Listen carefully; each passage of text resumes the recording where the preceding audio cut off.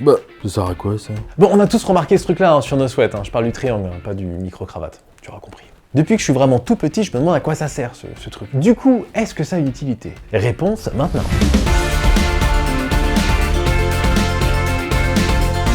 Pour cela, il faut remonter à sa création et analyser le pourquoi. Dans les années 20, en Alabama, United States of America, Benjamin Russell, un homme détenant une usine de sous-vêtements, rentre un jour chez lui et parle à son fils Benny. Donc Benny lui dit pendant le dîner « Papa, je comprends pas, à chaque fois que je fais du football avec la team, j'ai super chaud, puis en plus ça gratte, tu m'achètes un poney s'il te plaît ?» Il a pas dit ça. Pas tout à fait, mais presque. Et donc son père lui répond, écoute, Benny, c'est normal en tout cas, tu cours quand même avec un truc en laine toute la journée, avec ta team de football. Mais t'inquiète pas pour ça, papa va travailler dessus. Et t'auras pas de poney non plus, t'as 21 ans. Et il commence à fabriquer des maillots de foot à partir de sous-vêtements féminins. À l'intérieur du maillot qu'a fabriqué le papa, ce qu'on appelle le look back, c'est des petites boucles qui donnent un effet molletonné, ce qui permet d'absorber la transpiration des joueurs. Et ça c'est vachement cool. Le sweatshirt est né. C'est donc une pièce spécialement conçue pour suer dedans, d'où son nom, sweatshirt. T'as compris le truc. D'ailleurs, si vous voulez un épisode dédié au sweatshirt un petit peu plus long, sur l'histoire du sweatshirt, parler un peu de la pop culture avec le sweatshirt, n'hésitez pas à le dire en commentaire, ça me ferait plaisir. Mais ça répond toujours pas à notre question initiale, ça. À quoi sert ce fameux triangle?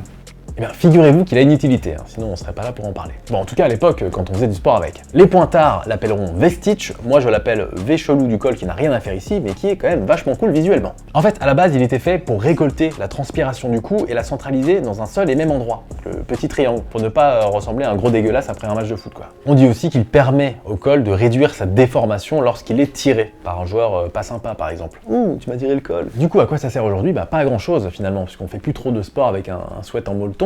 Et donc par pure tradition, c'est resté sur nos sweats, un peu comme les boutons inversés chez les hommes et les femmes. Voilà, donc si vous aussi vous avez des questions restées sans réponse sur le vêtement, n'hésitez pas à me les écrire en commentaire, on y répondra dans ce format. Et n'oubliez pas, la newsletter chaque jeudi à 11h30, je vous mets le lien juste ici ou alors en description.